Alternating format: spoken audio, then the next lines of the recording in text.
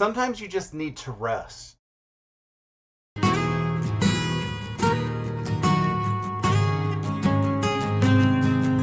And that's what I needed this past week.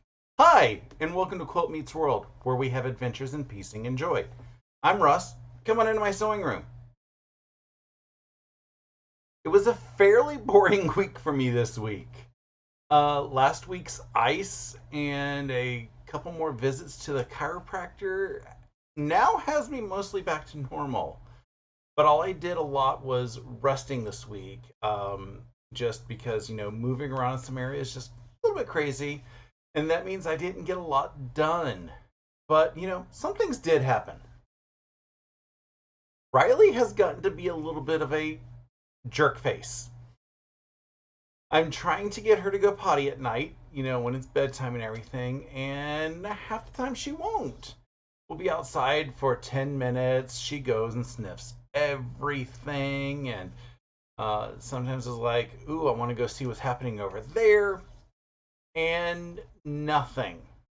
I've even tried faking her out for like a pretend walk where there's a couple spots that she loves to go as we head down the driveway. Nope. Nothing to do with what she wants. No idea how to get her to go. It's a routine pretty much that we do in the evenings, and I know it's been a few hours since her last potty, so that's why I get a little concerned because, she's not having accidents at night, but it's also not good on her bladder to, hold it for extended periods. I know it's summer, and I'm trying to make sure she's drinking enough, so I may have to have a little talk with her and or her doctor. Percy has gotten to be a little snarky this week as well. Riley will want to be on the couch cuddling with me, and because a lot of times she gets a little wild or her tail starts all wagging, Percy's like, nope, I'm done. I'm going to get down. And lately she's decided to go lay in Riley's crate.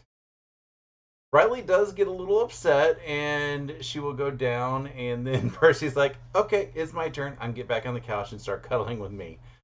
So it's almost like Percy is trying to taunt Riley and saying, if you cuddle with my human, you're going to be losing your bed.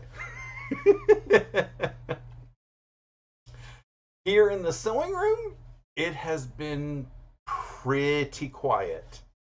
On Wednesday during my lunch break, I joined the Sewing with Stephanie and Steven Zoom that Stephanie and Steven host.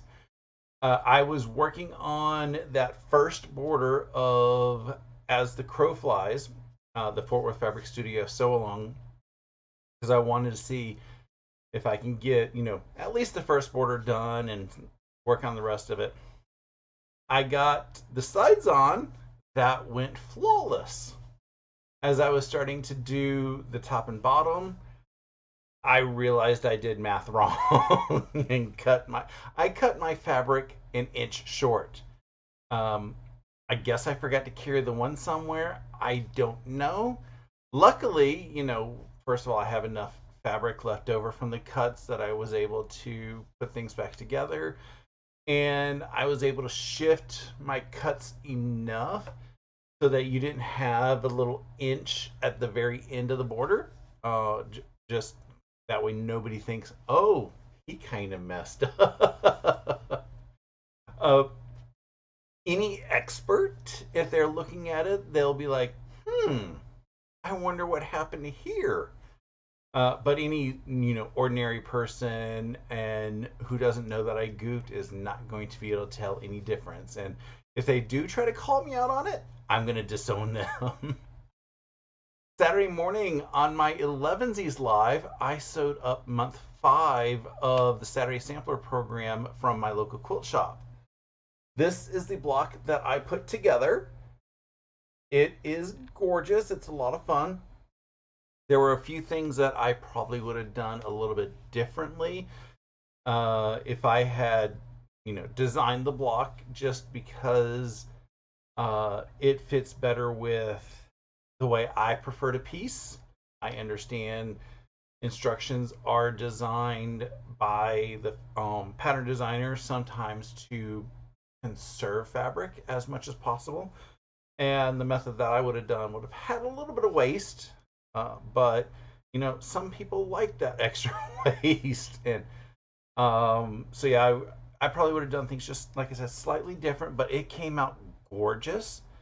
It came out almost as perfect as if I would have tried to do it my other way. So I guess it works. If anybody is sewing along with the Saturday Sampler program, I can't share the patterns, obviously, so you have to be local to get it. I know there's at least 2 of you that are local that are watching. For anybody else, if you want to join along, I do put links in the description for all of my Saturday Sampler videos of similar blocks. They're close, they're not quite exact, but it's the best I can do with up to 15 or 20 minutes searching the internet. I can't give you these patterns, but I could always try to find something similar so that you can have a similar quilt of your own if you want to join. Saturday afternoon, I joined my friend Steven of the Idiot Quilters Pop-Up Sew Day. He does those every now and then, and they are wonderful experiences if you haven't had a chance to join one of them. They're not broadcast or anything. It's just a Zoom that I didn't even count to see how many folks we had in there yesterday when I joined, but I'm going to say, 20, 30 people that are just, from around the world sitting there sewing, enabling each other, doing little bits of show and tell and stuff. It's just a fun group of people to sew with. I was working on a few housekeeping things on my end at times, and a couple times I got accused of not working hard enough. I was either working on something on the computer behind the camera. A couple times I was twiddling on my phone. It doesn't happen, but it's a little bit of motivation to say, hey, you should be moving your sewing machine instead of moving your thumbs. I know it was just, complete joking. I love them for that, for calling it out, so I found that a little hilarious. Between that sew day and this morning, I did get the rest of the borders finished on As the Crow Flies. I have pictures of that coming up in my scenes from the week a little bit later in this video. All I have to do is piece the backing and add it to the pile of things that need to be put on the long arm, which keeps piling up. I need to, get moving on that a little bit faster. And speaking of Fort Worth Fabric Studio, I hope everyone has heard they announced their next sew along entitled For the Most Part. It's a play on words. They instead of saying for FOR, they're saying fur FIR, which definitely makes it Christmassy. It is going to be their Christmas sew along that starts August 19th, and it'll be running for 5 weeks, I believe. My friend Stephanie of Quilting with Stephanie Stitches does one set of tutorials for them, and I'm already planning on sewing this up on my channel. If you're interested in sewing it along with me and Stephanie and everybody else, there is a link down in the description below that gets you to their website where you have access to purchase either a kit or the pattern if you want to sew from your own stash. It'll be a lot of fun to sew with you, or like I said, you can sew with Stephanie, who does the tutorials, and also Kathy's Cute Creations does the tutorials as well. Also, I have a little bit of exciting news that I can't quite share with y'all yet. Probably in 2 weeks I will be able to share it. Everything is in the beginning, starting stages, and I'm quite excited about it.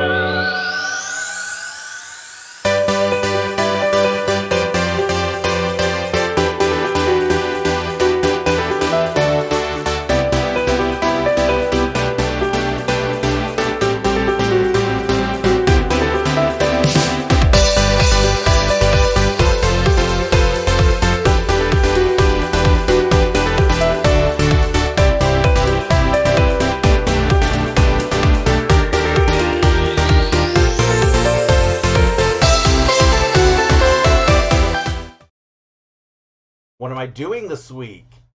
That's a good question. My work from home schedule is going to be all messed up because I have to be part of training sessions all day Monday and all day Tuesday.